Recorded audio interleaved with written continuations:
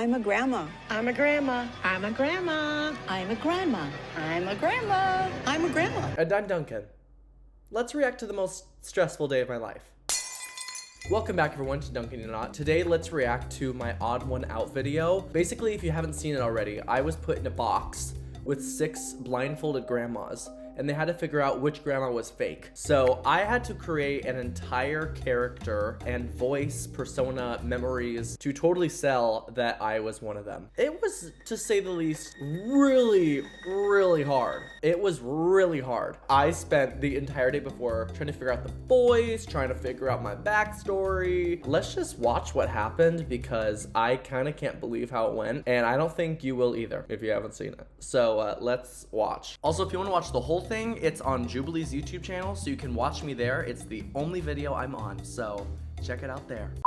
Hi, my name is Jerry, and I have 3 beautiful grandchildren. My strategy is to not try to make myself too crazy. I failed at being too crazy. The scariest thing was the introductions because I had to like get that tone right of my voice, and it's hard to just immediately start speaking that way. Also, my face in this, I was literally zoning out the entire time. Like a grandma says something funny, I'm just like, I am clocked out. And my daughter made me a grandmother very early. So my grandkids call me Gigi. Me having a fake laugh with all of them was also really funny because I didn't practice my grandma laugh. So I had to be like, ha ha ha, ha ha.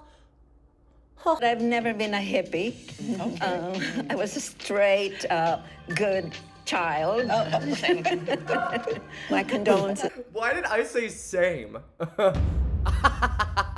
Another funny thing they didn't show is when they brought in the grandmas and we were all walking in blindfolded. I had to make it sound like not only I was blindfolded, but that I was old. They'd be like, okay, Jerry, big step over the bar. And I was like, okay, just stop. Oh. And then when they said the chair was behind me, I didn't just go in the chair. I'd be like, oh. That was like my favorite part. I grew up in Georgia, Kennesaw, Georgia. I don't have any family in Georgia. That was so funny. When we were doing the confessionals, they were like, say the things that weren't true. So I was like, I don't have any family in Georgia. I don't know how to make banana pudding. Have you ever been to the Maritime Museum in Santa Barbara? You know, that is the one place I really have wanted to go to. I did some of their exhibits. Really? Oh, well, now I have to tell Daryl. Now I have to go. Me saying I have to take Daryl. What is going through my brain? My preference, I'm a nudist, and I always dress commando. And so, Rhoda, are you naked? You won't know till the show is over. Yeah, that was funny. I was scared to like make a face when she said that, and then I realized that she was blindfolded, so. I have a motorcycle at home. Oh, okay. You know, when my grandchildren come, they love to look at it. I know nothing about motorcycles. I don't know why I said motorcycle. I actually do know nothing about motorcycles. Like, if they would have asked me about a motorcycle 5 minutes later, I'd been like, what motorcycle? I need to tell you guys, I literally blacked out. Can you share a funny story about one of your grandbabies? Are you going first, Jerry? Sure, you know, by all means. That?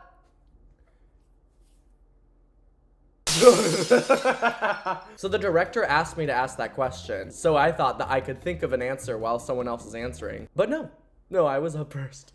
So I said this. My granddaughter, she has a horse named Jackson. She pulled Jackson out of the stall and didn't realize I was there. Jackson came around the corner and almost knocked me off my feet and onto the ground. Taylor did not notice that I was in the way. It was hilarious. I looked like I saw a ghost.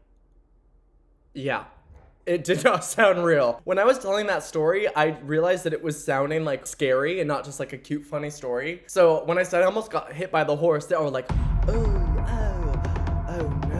And I went, it's actually funny. I went home and then we were like having ice cream and all of a sudden one of them said, aren't we missing one? I had to go back and pick them up, but I didn't tell anybody. It was so funny. They got so suspicious of that story. Which is the one you left behind? Oh, that was, oh my God, they were young. That Actually, I was so grateful I could cry. I almost peed my pants because there was a grandma more sus than me. And that's kind of hard to do. Be more sus than DuncanYouNot. So, another stressful thing that happened too was when a grandma would get voted out, they would have to take her out of her seat, still blindfolded, and guide her out of the set. And that would take like 5-10 minutes. So there's literally this empty time where all the grandmas are sitting next to each other. And they don't show it, but that actually was what really stressed me out. So if they ever had small talk, I had to just like small talk with them. And that was really hard because that was honestly when we were testing each other the hardest. So I freaked out about that. Do y'all have a signature recipe that maybe your grandkids like or? Well, this grandma don't cook. This was a question I was very prepared on. I even memorized a recipe for how to make it and they didn't ask for it. So I was kind of pissed. My signature dish, it would be banana pudding. Banana pudding? Love making banana pudding. It was a staple in Georgia, and the kiddos absolutely gobble it up every Memorial Day. And when they don't see it in my hands when I show up, they're like, Gabby, where is the banana pudding? And, you know. That was so funny because I literally was like, I need to add another personal touch to it. So then I was like, Gammy, where's the banana pudding? And I literally heard the girl next to me be like, oh, Gammy, that's cute. And I was like, yes! You believe me! Thank God I was not voted out that round. I still couldn't believe they bought my voice. Like, that's what I was really surprised on. Like, you really thought I sounded like a grandma. That's it. Insane. Please raise your hand if you want to continue playing the game. I probably didn't even need to do this. See me move my hand across my chest? I wanted to make it sound like I was also raising my hand because obviously I wanted it to end. I was still in the game. I wanted to win. So I moved my sweater to make it loud, to make it sound like I was raising my hand. Because I don't know, I thought it'd be suspicious to be like, why doesn't this grandma want the game to end? Jerry, your granddaughters are 6 and 8, So I have 2 grandsons and 1 granddaughter. and they live in Seattle, all 3 of them? All 3 of them in Seattle. She was interrogating me. They didn't show it all, but she really wanted to know if I had my details right. She also mixed me up with another grandma, so I had to tell her that she was wrong. She said, you have a grandchild with a birthday on December 9th, right? And I was like, do I just go along with it, or do I tell her she's wrong? So I literally told her she's wrong. I was like, no, that's and I just said my siblings' birthdays. That's how I like remembered it. Oh, she's lying. I feel like I'm in trouble right now. So now we're gonna do a 30-second challenge between just Jerry and Cynthia. So Jerry, you're gonna go first. I'm for so 30 nervous. seconds, I'm like- share why they shouldn't vote for you. I love playing Rock'em Sock'em with my father. When I grew up, I listened to Fleet Macwood. Oh! That's time. Okay. Fleet Macwood. I said Fleet Macwood. I said Fleet Macwood. I said Fleet Macwood. I meant to say Fleetwood Mac. But I literally went into like my prank call attitude where like I say stuff silly, like to sell that I'm like a grandma. You know sometimes how boomers are like Kendall Jenner or like Clam Kardashian, Britney Sparta. I don't know I thought of those names, but like I didn't even realize I said it. It actually was until the video came out I realized I said Fleet Macwood. Fleetwood. Yeah, Fleet Macwood.